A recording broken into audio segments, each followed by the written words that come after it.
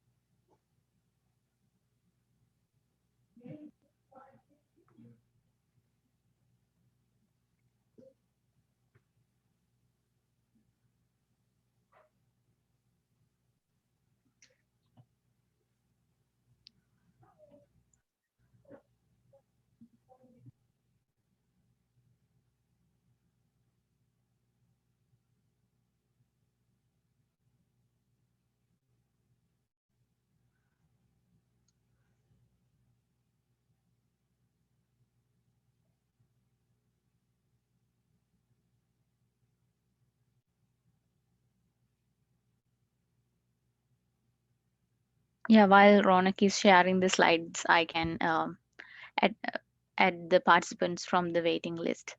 So I think probably we can start. So welcome you all. I'm Yasasya Batugedra GSG Professional Development Chair for 2020 and 2021.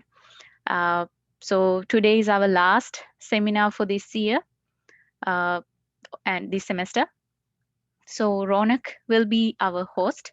Uh, Today the topic is maximizing conference experience. So I'll give it to Ronak to continue on. Yes, yes, yeah. Hello everyone, my name is Ronak More. I'm a grad student here from the meme department. Moving on with the slides. To remind everyone, we record all of our seminars and panel discussions and upload them on the GSG Professional Development website. Here is the link to the website if you want to refer to this event or any prior events that have been recorded. We also appreciate any feedback or suggestions that you may have to improve these events or about these events. Please send any feedback to this email ID shown on the website on the slide. So this panel discussion is about maximizing conference experiences. As graduate students, we usually publish our research work in conferences, or we attend conferences to learn about the technical advancements. And we'll be discussing with our guest speakers here today about how to maximize the experience from these conferences. Uh, Umer here is going to be our co-host, and he'll be handling the chat feature. You can ask your question in the chat feature, and there will also be plenty of time at the end of the panel discussion to go over all your questions. And if the speakers are open to it, they can answer the questions from the chat box as and when the questions are going on. So I'll let our panelists introduce themselves. Dr. Gautam, you can go first. Sure. My name is Gautam. Often I just go by G. That's easier. That way I know people are calling me and not somebody else. I serve as the Director for Research Computing at Michigan Tech.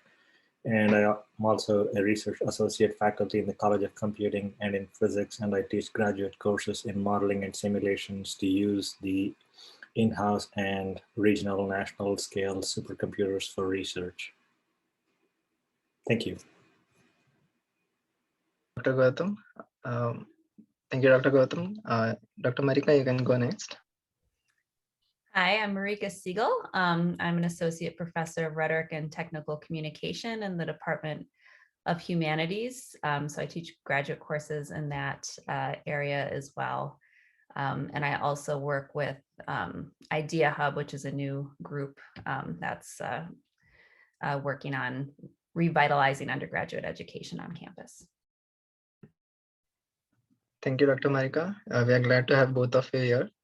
So This is the flow of today's panel discussion. We'll be walking through the importance of attending these conferences. We'll be looking at how it is beneficial.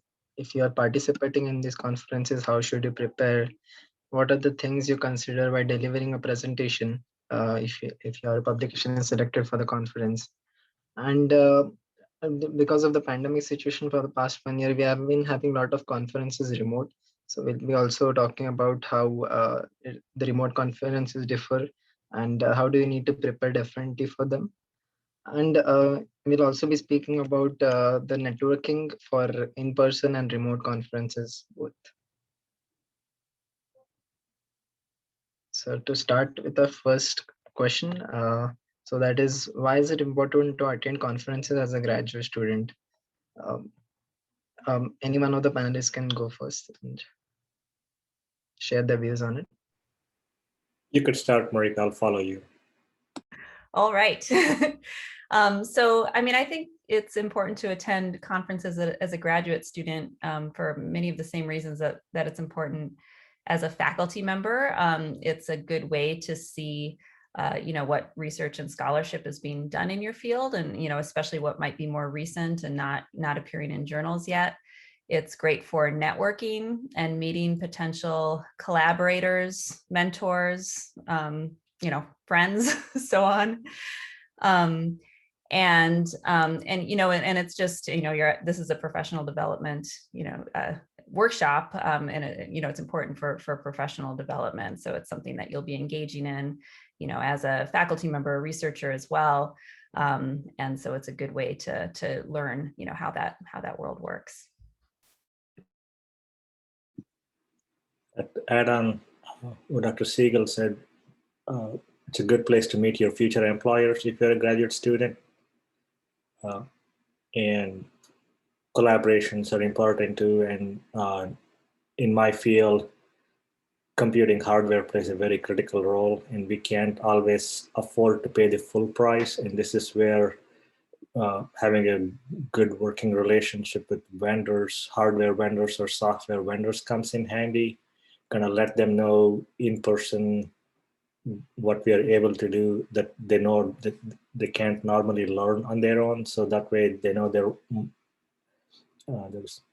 their equipment will go a lot longer in a smaller school such as ourselves. So there's more reputation at stake for them that we will come through. So yeah, I would say, adding on to what Dr. Siegel said, future employers and good discounts on software and hardware for your institution.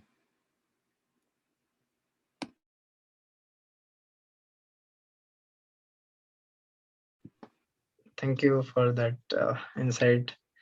To share that even I'm this panel discussion at the right time. Even I registered for an essay conference for the next week, and this highlights all the reasons why even I plan to attend that event. If it turns out to be a conference, it's a remote a person conference that you can attend in person. I love food, so it's a really good chance to explore new cuisines and new food and kind of get to know the country a little better. Yes, I agree. Yeah, that's a really good benefit as well. I agree. Hopefully, we'll be back to in-person conferences soon with the vaccine rolling out. So, if we move on to the next question over here, how should you select a suitable seminar or conference, or determine whether they'll be beneficial or not for your particular field of research? Dr. Gautam, you can go first if you would like. Sure. Just about every field of chosen study that we follow has a set of conferences that are deemed in line with our research interests. But more and more, our research is a lot more interdisciplinary. So there is biomedical engineering, for example, as a department that we have on campus. So there is natural sciences in terms of biology, and there is applied sciences or technology in terms of mechanical engineering. So I don't know if there is any one particular conference that spans the width and breadth of both those disciplines, biology and mechanical engineering. So depending on which of those two is a more dedicated or drill down field of study, it doesn't hurt to pick one or both over a period of 4 or 5 years as graduate students. And other than that, there is, like I said, standard seminars or conferences, like for the physics graduate students, there's the American Physical Society that I always went to as a graduate student. But since moving into or becoming a professional, that conference no longer serves my purpose. Supercomputing is the one that I most rely on, that has enough of an emphasis on software and hardware, as well as technological developments in every field of science and technology that use computing as a platform. At the same time, not giving up on educational and curriculum development at undergraduate and graduate level. So those are my current interests. So supercomputing kind of lends itself to those interests really, really well. So that's kind of how I pick which conference I go to. And plus there is always money. So American Physical Society was fairly inexpensive conference. The entirety of registration, travel, per diem for food and hotel, if we call that X, supercomputing charges X alone for registration. So it's what you can afford or what your advisors or your institution can afford as well. So try to strike a balance between the two, and we can talk a little more about how to convince our bosses to let us go to some conferences.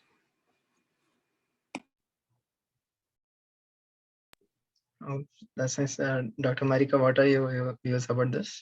Yeah, so I agree. I agree with everything that Gautam has already said, and I can address too this question of national, international conferences versus local conferences. Now we're in very different fields, right? So conferences in the humanities and my field are very different, than conferences in STEM fields, and so the conferences I have experience with are of a particular nature. But I would say that, obviously as a graduate student, I think it's important to attend some of those big, national or international conferences where you have the big names in your field, you have, thousands of attendees, really, you have all the, different presentations and things going on that might be kind of, hot topics in your field or cutting edge. But I think there's a lot of value in more regional conferences as well. And especially when you're starting out, they tend to be smaller. You tend to have a little bit more of an intimate conference experience and more of a chance to meet and network with people. They can be sometimes a little bit easier to get into initially as well. It's a higher acceptance rate. So it's a good way to get your feet wet, right? If you haven't really attended conferences before in a more low pressure way. And again, to network with people that are in your region, right? That you could be collaborating with. So I think those are definitely worth considering. So I would just say talk to your advisors, committee members, fellow graduate students about the conferences they attend and why they attend them and what they get out of them.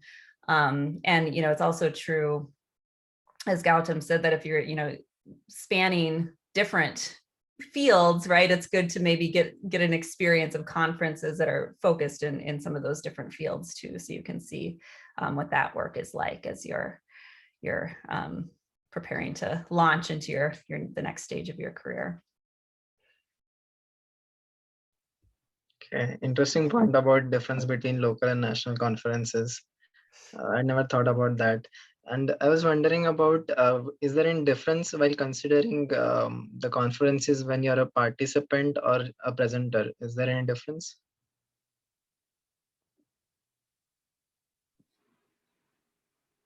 Go ahead, I'll follow you. Yeah, that's a good question. I mean, so if you're just planning to attend the conference to participate as opposed to presenting at the conference, I would say, one, I think important consideration, at least, for graduate students that I work with, is I think it's good to, if you're going to be presenting at a conference, that the conference is in a theme that supports the work that you're doing, because I think it can be alluring to just present at a bunch of conferences, but then if you're also trying to do research for your dissertation dissertation or a thesis or, whatever you're doing, it can also distract from that work. So to choose conferences with calls that are in line with what you're doing, I think is something that's a good thing to do, whereas with a participant, you may have a little more leeway to say, I just want to go and kind of explore and hear what people are doing and not be so worried about if it's supporting the work that you're doing already. But I do think you can attend too many conferences as a graduate student too. I think it's very important to attend conferences, but I think if that's too much of your focus, it can, inhibit the progress to your degree. So to strike that balance and really choose the conferences you attend judiciously. Although of course, as a participant, then there's less preparation work involved in doing that. So yeah, I think if you're a participant, the scale of the conference doesn't really matter as much because you're just the receiving end of information. However, if you're presenting, if it's a local conference and everybody in that conference where there's only one session happening at a time and everybody is either listening to you or they're out doing something else, it's okay to disclose a little more details about your research. But at a fairly large national or international conference, you don't know the audience very well, and it's usually in a 300 to 600 people auditorium. And if you're presenting there, it's wise and I would recommend disclosing information with discretion. So don't give away all the information about your research, especially coming from a small school such as ourselves. I remember in the American Physical Society conference in 2005 in Los Angeles, we presented and we said we were going to do part 2 of the project.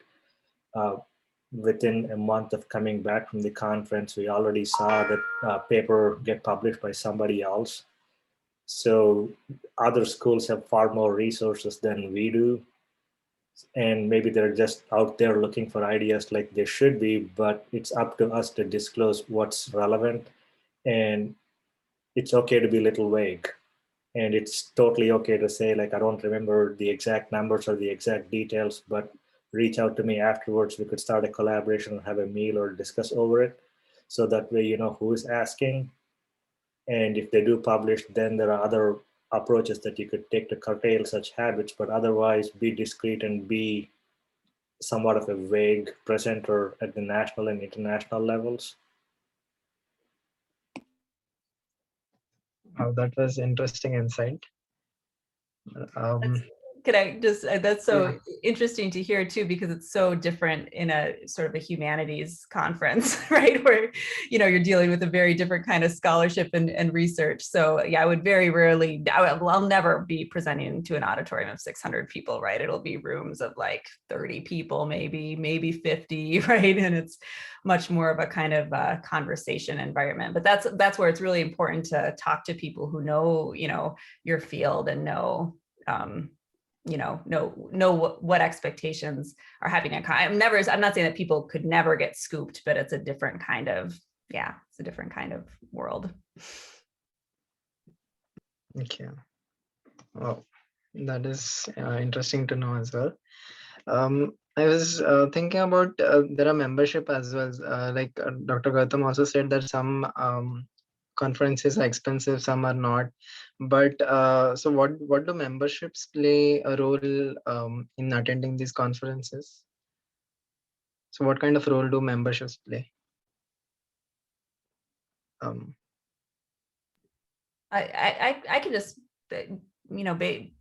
usually, so for conferences in my field, if you're a member of the organization, you get a discount generally to attend, although graduate student registration is generally less. Anyway, and the other thing I would say to keep an eye out for is sometimes there'll be scholarships or grants for first-time conference attendees, especially for graduate students.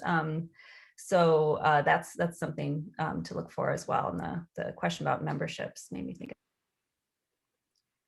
Same thing what Dr. Siegel said. So being a member of the American Computing Machinery, ACM, or what we call the special interest groups, and there are what's called the SIG something. So SIG HPC is the relevant field for me for high performance computing. And being a member of those things, those only cost like $25, $30 even for professionals for year-round membership. But that brings the cost down from X that I mentioned before to a third of the X, or 60% of the X.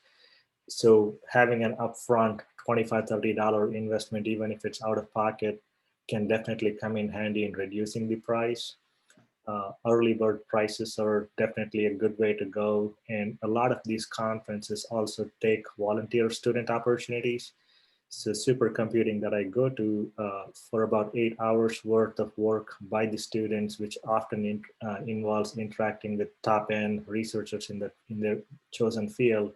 You get the conference fee waived off, your accommodation is paid for, and you get all the benefits except you end up working 8 hours over 5 days. So it's about an hour and a half per day. So those opportunities are definitely worth looking into. Anything that can significantly reduce the cost, so you could go to multiple conferences within reason, like Dr. Siegel said, but attend good ones for lower price. Okay. I would also like to add on both of your points that GSG also funds one conference per academic year, around $250 for a conference. And a lot of graduate students do not know that, but they should know GSG tries really hard to spread the message out there. And they that can help you get into one conference at least. And they're currently also looking into expanding it to the membership as well. So I guess that's a good news. So moving on to the next question. Uh, um, sorry, there's a technical issue on my side. Just a second.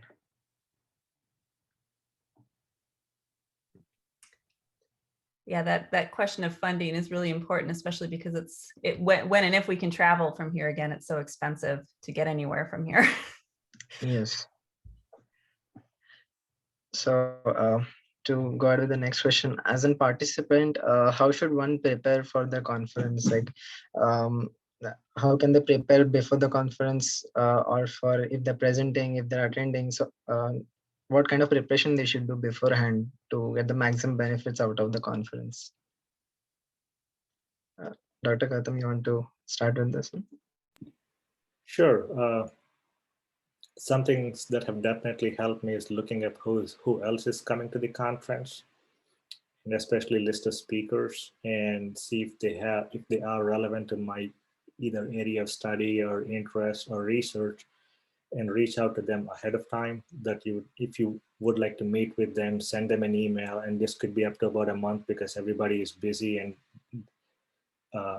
if you don't hear back, give yourself enough time to send follow-up emails and kind of get on their radar. The other things that I found helpful is learning about their uh, personal hobbies without being a creeper. Uh, if they like to run, maybe you can offer to go run with them early in the morning, so you'll get like an hour's worth of time or whatever they choose to run.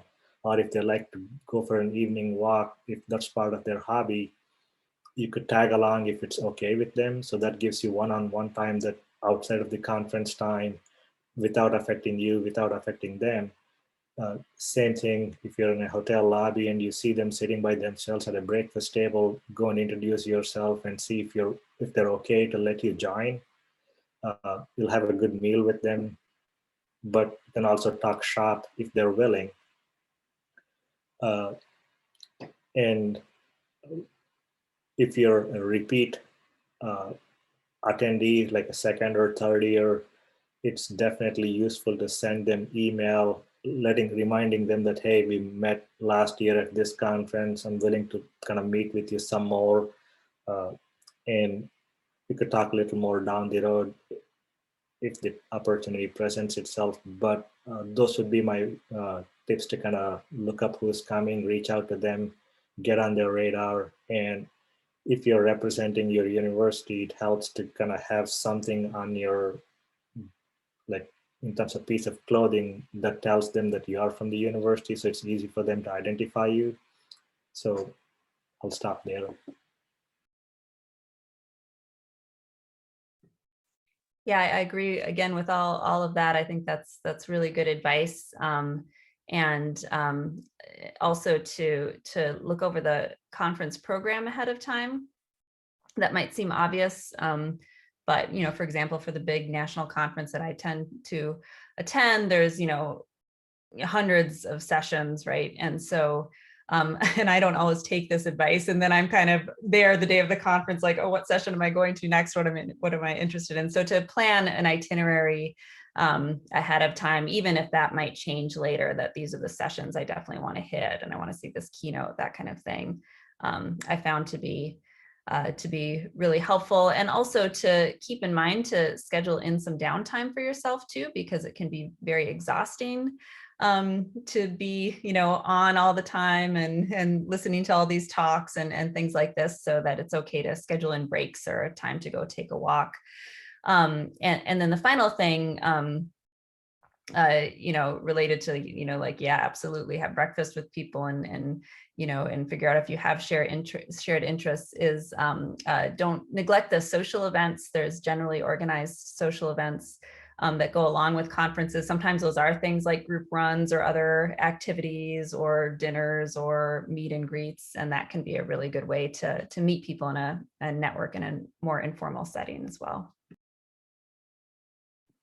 Something to add on, while agreeing to what Dr. Siegel said, is yeah, take care of yourself. Like for supercomputing in the last 5 years, we've put together a document called Hitchhiker's Guide to SE. SE is the short for supercomputing. And 3 things that we very highly recommend is, one, the conference is usually at a high altitude, a location like Denver or Salt Lake City or something like it. People don't realize they're dehydrated until they are dehydrated. So skimping on coffee but drinking a little more water would be beneficial in those things. And 2, have a second pair of shoes. It's a conference that's 5 days long and you're pounding the same shoe. It doesn't have any cushion left to support your feet. And 3, like Dr. Siegel said, eat well and kind of plan for your own downtime. And it took me first conference, I thought if I entered a hall for any number of parallel sessions, I had to sit there and live through what was happening. And turns out I could leave whenever I wanted to, or gracefully during break times, and go jump on a parallel session. So this is where having what could seem like a packed itinerary of like parallel sessions that you might have an interest in could save you some time. And if at all possible, if you can get to the convention center ahead of time, just walk the day before and know what halls are where and what rooms are where. And little things like that can make your life a lot easier during those 4 or 5 days of the conference that actually go on. That's a great point. Those conference centers can be very convoluted and be very difficult to find things. Those are really good preparation points. I've noted them down as well. So before we move on to our next question, we can take a 2-minute break wherein I'll show the GSG highlights for the year so that the panelists can take a 2-minute break. So I'll just share the video.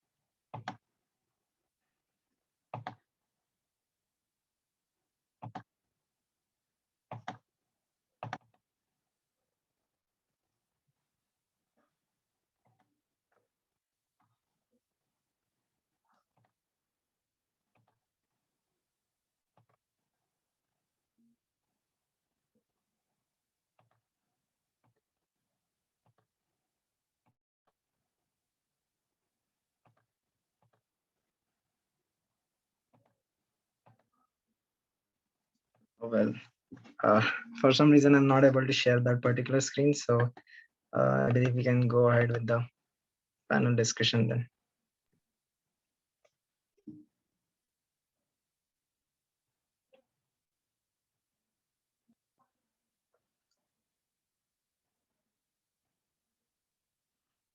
So to go ahead with the next question, what are the things that you would consider while delivering a presentation? So we talked about the preparation tips for attending the conference and for the day of the conference prior to the conference.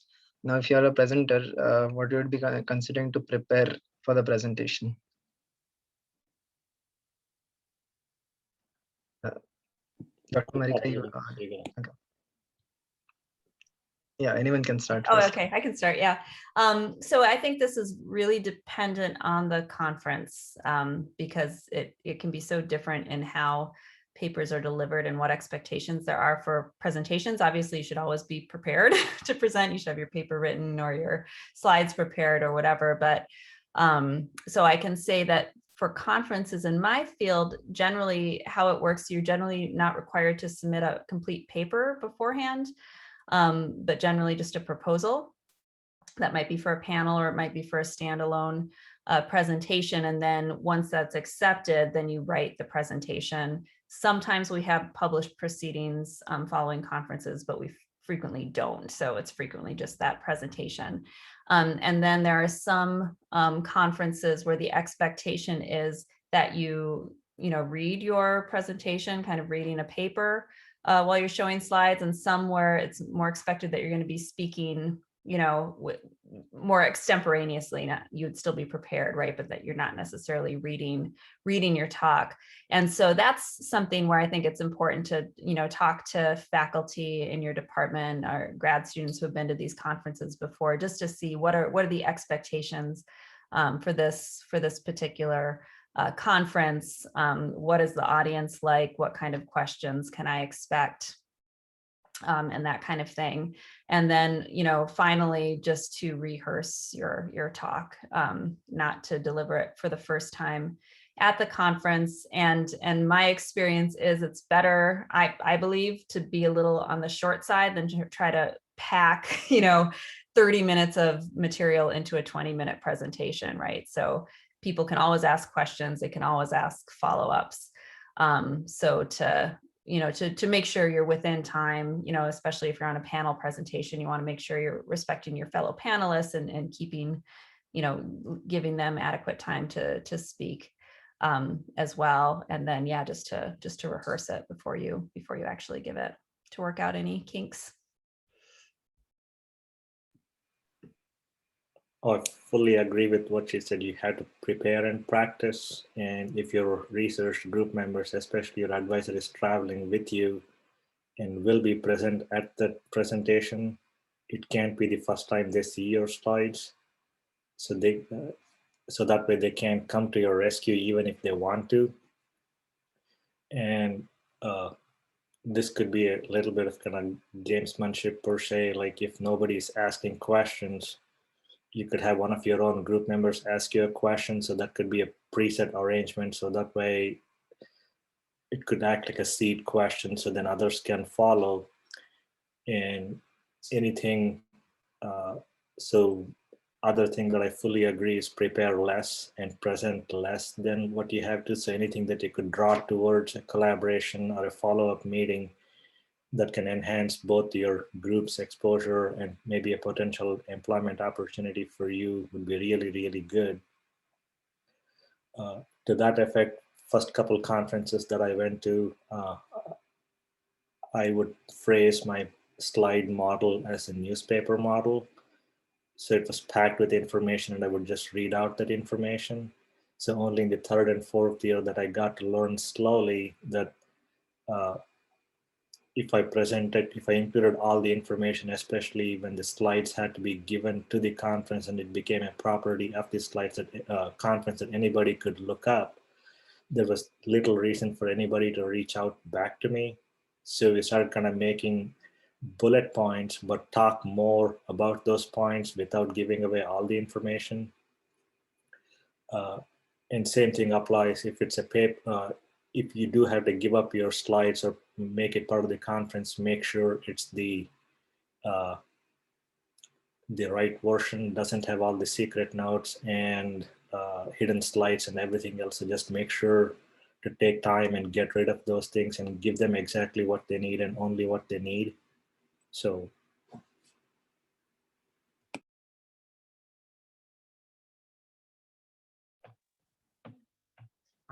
well, those are interesting points to consider while preparing for a presentation. Moving on. So we spoke about preparing for presentations and preparing for conferences. Now the conferences this year are happening remote. So what advice would you give for preparing specifically for a remote conference in terms of the conference or even in terms of presentation? Dr. Marika, do you want to start with this one? Sure, I can do that. So yeah, I've done a couple, obviously, remote conferences over the past year. And I mean, you have some idea of how it differs just because this is the world we're in. So we're, doing this over Zoom. But I guess the main difference, well, there's two main differences. One is that I'm now attending a conference while I'm also teaching and attending committee meetings and things like that. So I think if you are able to clear your schedule for at least part of the conference and block off your calendar, as you would if you're attending an in-person conference, if it's something where you really want to maximize your experience, I think that would be a good thing to do. Although I realize that's kind of difficult in our current situation, not something I've been able to do. In fact, I'm technically attending a conference right now. So that tells you anything, a remote conference. And the other main difference is, so this conference that I'm participating in now, they had 3 different presentation formats. So you could have a live sort of Zoom presentation that would be, more like an in-person experience, a recorded presentation with a live Q&A session after, or completely on demand. And so my panel was slated as completely on demand. So we had to record our talks over Zoom and then make sure that they were closed captioned correctly and and have a PDF transcript. So in that sense, it was a very different kind of preparation, right? For the conference. So that's something you'd want to be aware of, is like what if you're going to be delivering a paper at a remote conference, what will you need to do to deliver that paper?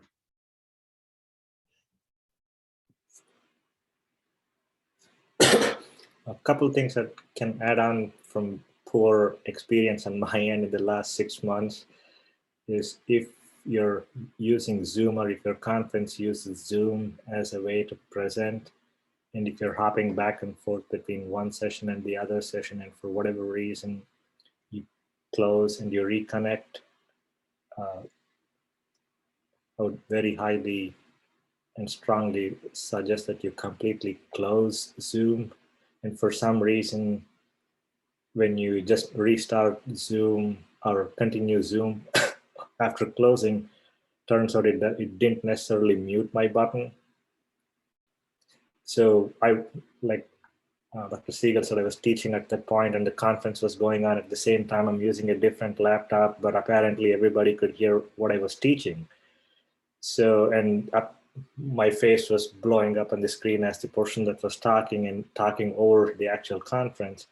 So that could have been far worse, but that was the extent of it. I was going to say, at least you were teaching. Yep. And the second one, this particular conference used a completely different tool that mimicked convention centers. So you actually had to click on the hall that you were supposed to be presenting in, and it would transport your identity there. And I thought there was only one. So basically I was in the lobby and everybody left and I was the only one left behind in the lobby. And so, yeah, I missed a good half a session, about an hour and a half, just because I didn't realize the tool was different, and they had made it clear that the tool was different, but I just hadn't made time to explore it ahead of time. So just as valuable as it is to explore the real convention center, if the tool is something other than that you have used so far, give it a try a day or two before. And this conference wasn't cheap, so it came down to about like $75 an hour. To missing out an hour and a half was a lot of money wasted, plus information that I couldn't otherwise get. So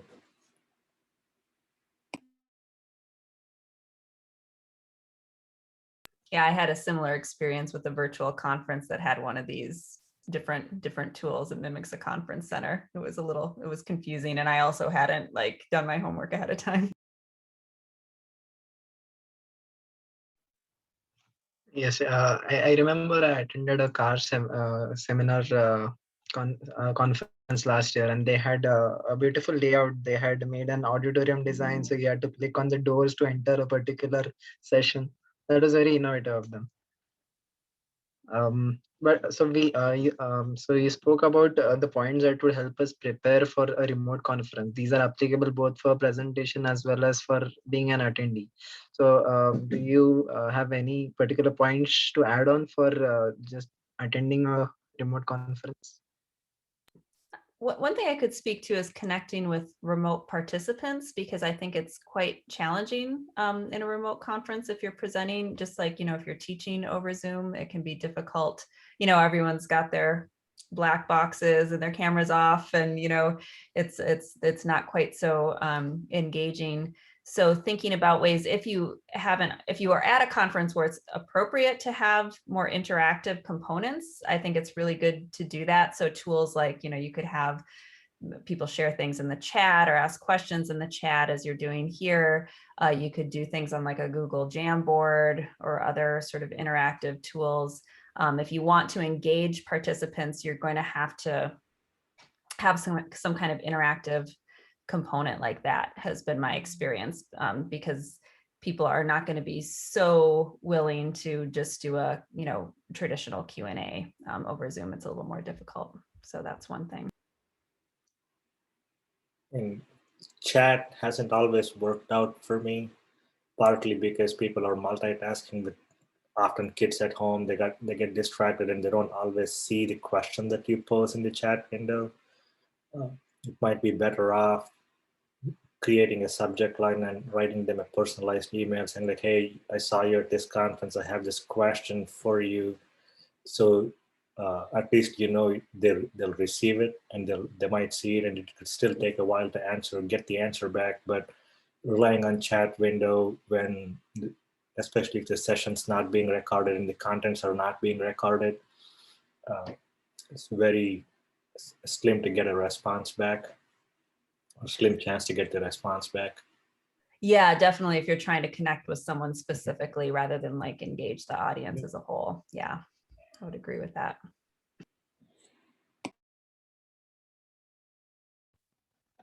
Okay. Thank you for your preparation points on these. Moving on with the next question that we have. How should we network at a conference? I guess Dr. Gautam and Dr. Marika both did mention a few points during previous questions, but any more points for networking and building your network, both for in-person and remote conference? Sure, I can start.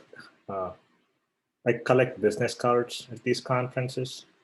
And I know they're somewhat of old-fashioned now, but they still come in very, very handy. Back in the even few years ago, until our university marketing and communications was forced to change a policy and business cards for graduate students, I very highly encouraged all my students to get business cards printed with the official university logo and whatnot. What it does is kind of creates the identity on your behalf for them when they are back home, because if they meet say 50 people and 48 of them just exchange their names and a handshake, the other two that gave them business card and the concrete contact information are likely the ones to get the response back. And by the same token, it's critical on our part to kind of document who we met, especially if they gave you a business card, kind of write their information down. So a couple of things that I do is I carry my iPhone and create a notes, dedicated notes for each conference. And say if I met Dr. Siegel, I would write down, hey, I met her at breakfast table. And if she gave me a card, and whatever information she disclosed, I would write down in my notes. But once I get back to my hotel room before I go to bed, on the back of the card, I write down all the information and the date and time or whatever place I met. And each of those business cards are kind of stacked in, this looks like an old tape cassette box. And that's about the right size of a business card for most business cards. And they're arranged by the conference that I attended, and there are like tens of these boxes. So, and as soon as you come back from the conference, my first weekend is usually spent sending them thank you notes, just as if you got married and they attended your wedding. So they do need to get a thank you note, thanking them for their time. And same thing happens a month before following edition of the same conference. So send them an email, preferably use the same chain. So that way they have a full context of where they met you and who you are. And the second thing, that if you have an opportunity to meet some big shots in your field and you would like to get on their radar, a really good thing that I found is carrying the books that they wrote. It's a lot of luggage to carry, but it's totally worth it. Nobody so far has ever refused to sign a copy of their book. So it gives you a personal one-on-one time. Maybe it's only 10 minutes or 5 minutes or whatever, but you get to see them. And depending on their mood, could be up for a meal or a beverage or a selfie at the least. And you'll have a book that you'll remember for the rest of your lives. And yeah, plan for a lot of these conferences. The real meat of the conference and happens in these social events outside of conference hours. And first 3 years I was not drinking any alcohol, so that was hard for me. I thought I had to drink alcohol to stay in the loop or stay current there. Turns out nobody cared, so I could have just had water for all they cared, or coffee or whatever. But I'll stop for now. I don't have a lot to add. That's such great advice. Actually, you're like, I'm kind of writing some of this down now too. Like, I gotta try that, like the cassette tape thing. But the business card thing I think is really, I frequently forget to bring my business cards to conferences. I don't always have them in my bag, and people do. They ask for, if they're interested in your talk, they're going to ask for your card. So if you're able to have some kind of business card to share in an in-person conference, that's really helpful. And I do a similar thing after conferences. That the cards I've collected, I write notes on them and then try to connect with those people afterwards. And then one other thing I'll say about networking and socializing too is if you're there with a faculty member that you're doing work with, they will frequently, if you can go out to dinner with them and some people that they know, like that can be a really good way to attend social events as well and meet their colleagues and acquaintances. So that's another tactic to try. And faculty, I think, like, I always love to introduce fantastic up and coming grad students to potential employers and potential, future colleagues and stuff. So those are really interesting points. I like the business card idea as well. I'll try that out definitely. Recently, some organizations have been deciding whether to continue doing some conferences remote or partially remote and partially in person. What would be your advice for networking during a remote conference? I don't have great advice for networking. I'm sure there are good tactics for it. I'm finding it difficult, but I would think it would be a similar thing. Whereas if there are virtual meetups that you can do at a remote conference, I would really advise doing those, getting people's contact information. The one thing I found really kind of cool with some remote conferences is they've had like, I recently was at the Keen conference and they did a follow-up session for workshops and panels. So they're coming up with some innovative things. So then we were able to reconnect with some of the attendees. So just to really research what opportunities they're providing and to take advantage of those. But I think it's more difficult in some ways because I think people are engaging less with these remote conferences. So I think any opportunity you can have to network with people in the context of those conferences, just try to do it. I don't have anything else to add. Just reach out to them via email. If there is virtual meetups, be a part of it. That's about it. Oh, and sometimes they'll share out, sometimes they'll collect email addresses of attendees at a particular session and they'll be able to share those out. So that's something to check on too. Okay, that's a good point. Thank you for your advice on networking. So we can now move to any questions that the attendees have. There are 2 questions in the chat. I'll go through them. I think it was Dr. Gautam who talked about going back to collaborations after presenting your work. So what would be your views on presenting a collaboration? So any ways to prepare for presenting a collaboration during a conference? Can you please ask for some clarification? Like you're at a conference and you're with a collaborator, or what's the question? I don't fully understand. Okay.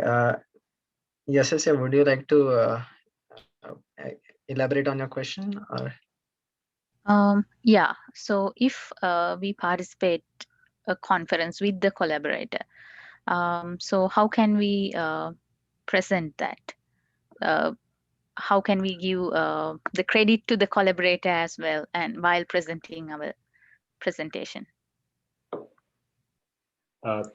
It's usually, at least for STEM fields, it's the order, or the names are listed as in the order in which, or the kind of signifying the amount of work that they did contributing towards the project. Say, for example, my first presentation at the American Physical Society included Idaho National Lab, or Idaho National Environmental Engineering Lab.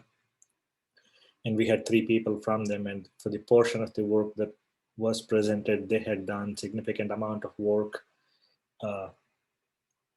And they were the experimentalists in that field, and we were the computational or the modelers. We included the names that, after kind of going back and forth and kind of agreeing upon the order of the names, and what basically you would underline your name if you were the presenter wherever it was, so that way whoever got a copy of the slides knew who presented it. And that's just one notation. And same thing happened when about a month or 2 later, they presented something else at the Fort Lauderdale on an experimental conference. And by then we had done a lot more work for the modeling. So it was more of a modeling paper with support for experimentalists. So they redid the order of names, but their names were underlined to indicate that they were presenters. So, and there's always, you could include an acknowledgement slide as well, as if you're doing a written paper. So that way you could thank your sources of funding and anybody that has helped brainstorm the ideas or did the work that you can directly thank. I would not miss out on it though. That can backfire really bad if you did collaborate with somebody and don't include their name in some capacity. That would not end very well in most cases. So Yeah, I recently presented some work that was also, it was more of an informal collaboration, but I did give my collaborator credit on my title slide and just made it clear that some of this material was material that we'd worked on together that she developed. Thank you. That answer the question. Brainstorming ideas, if you could directly ask them if they want to be listed as the authors or if they're okay with being acknowledged in a separate slide. So giving them the choice can take the burden off of you as to where you should be including their name. And for some, it could be a monumental idea and could only come out of a 5-minute conversation, and they might expect you to be listing them as an author. And there are others who do quite a bit of work, but they've done enough work and earned all their stripes that they might be okay just being acknowledged in a separate slide.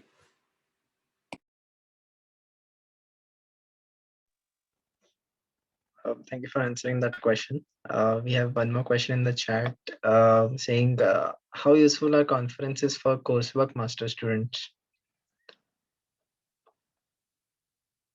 Dr. Marika, would you like to address this one?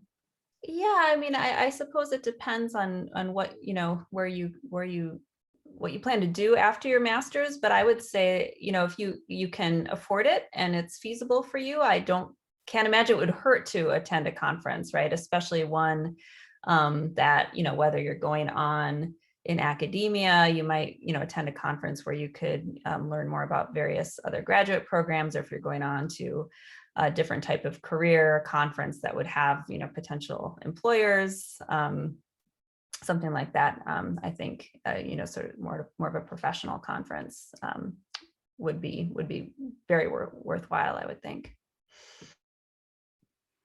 I don't have anything else to add. Thank you for answering that question. Does anyone else have any more questions? They can either speak up or put it in the chat section.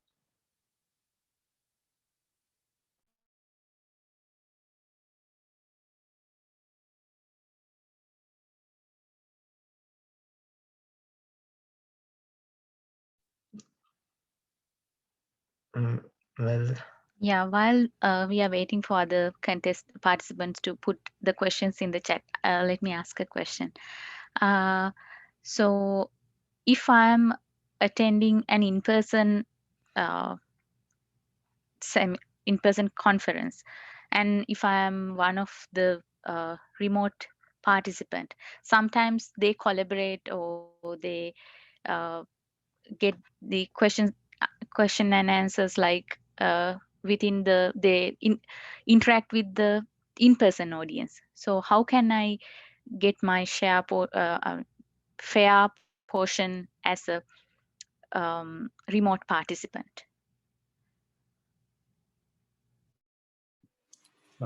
Maybe I can help you with a little.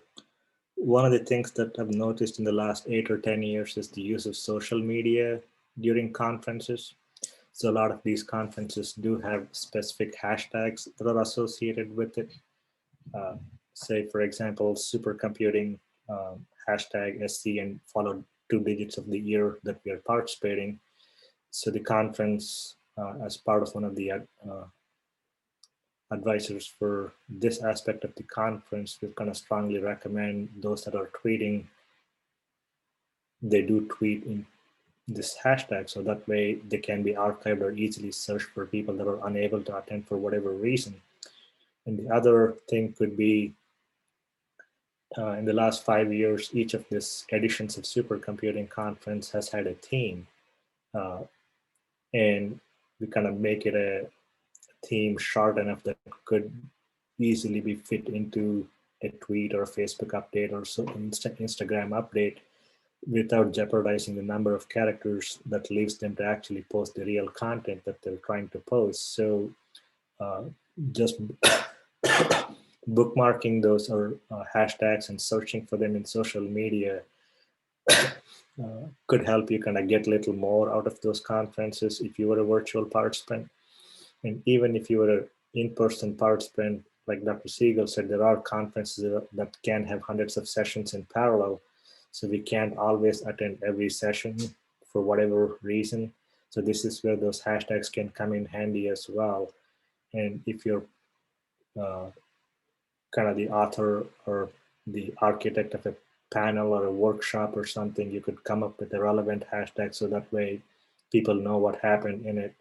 there's no guarantee that everybody will follow your guidelines, but to the extent possible, you might be able to follow and stay current as much as possible.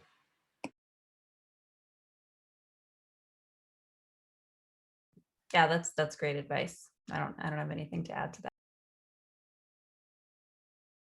Yeah, thank you for that. Yeah, even I had one question. Um, we spoke about how to reach out to a potential collaborator or a person in the research field, and we can speak to them about the research through either the books or by offering collaborations. But if you're trying to network with future employers, so any pointers for how to network with future employers, because they don't have an research work going on exactly. So, they are not in a research field. So any tips on how to network with them?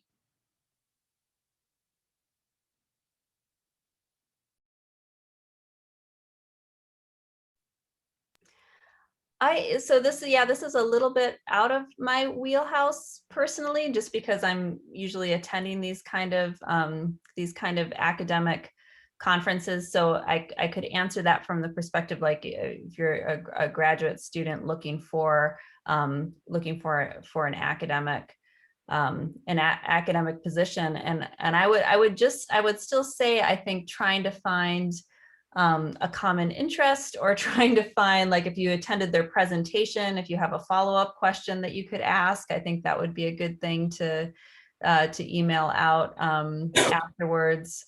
I think it's kind of similar in networking with other collaborators, and trying to find that common ground, or trying to find that a good reason to contact them and to start up that relationship. I don't know if that was a really great answer, but Something I could add on to what Dr. Siegel said is have your resume ready before you leave for the conference. Both a 2-page resume and a longer CV, depending on how much work that you have done during your graduate school or undergraduate, or if you've had real life experience in between. A lot of these conferences are also doing job fairs as part of the conference. So supercomputing, I can speak for them. And I took some of the ideas from our career fair and career services. Like, for example, we do resume blitz. So they bring in their resume and you're given feedback before the career fair actually happens. So we started doing that at supercomputing conference as well. So we set aside about 3 hours, and anybody that's willing to provide any kind of feedback on resume, students can bring their resume and get it corrected. And second thing that we've kind of brought up in the conference is called speed mentoring. So it's a lot like speed dating. So you're given a bingo box type of thing, and students are encouraged to go meet with a mentor, and they're given 3 minutes and horn sounds, and they got to move on to the next mentor. And topics are completely up to the student or whoever the mentor that they're talking. And to help in this aspect, the conferences have been collecting your personal information, like your hobbies and your research interests. So that way, we often color code the table, so that way students can just look at a color coded table and know what interest might be at that table. Things like this. And the other thing that I could very highly recommend is have your LinkedIn profile current and ready as well. Any of the social media profiles, including Twitter and Facebook and Instagram or LinkedIn, for example, make sure they all have the same photo and the photo looks like you. So when you give your information to somebody and they try to look you up and it looks like a cartoon character, might be a little difficult for them to make the connection. So those would be my suggestions. Thank you for the suggestions and advices.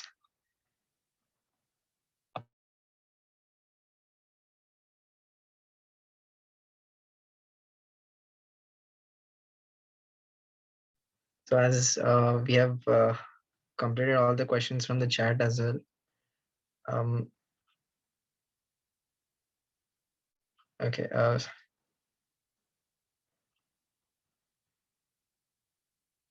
So we have completed all the questions from the chat as well, and I would like to um, thank Dr. Gautam and Dr. Marika for attending this panel discussion and providing their valuable advice and suggestions for maximizing our conference experiences, whether it be preparing for presentations, whether it be attending, networking, and for research, collaboration, and potential employers.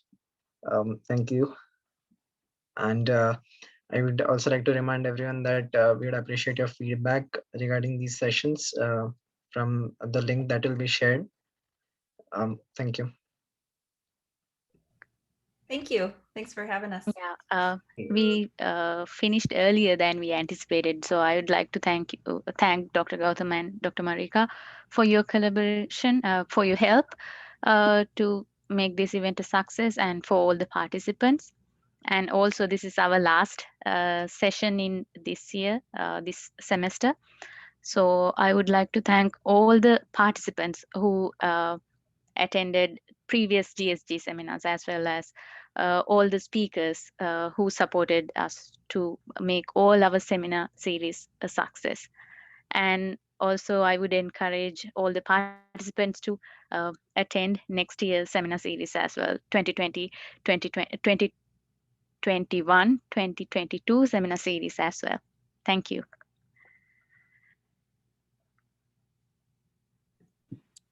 Thank you. Thanks, everyone. Have a good evening. Have a good evening. Bye. Bye. Bye, everyone.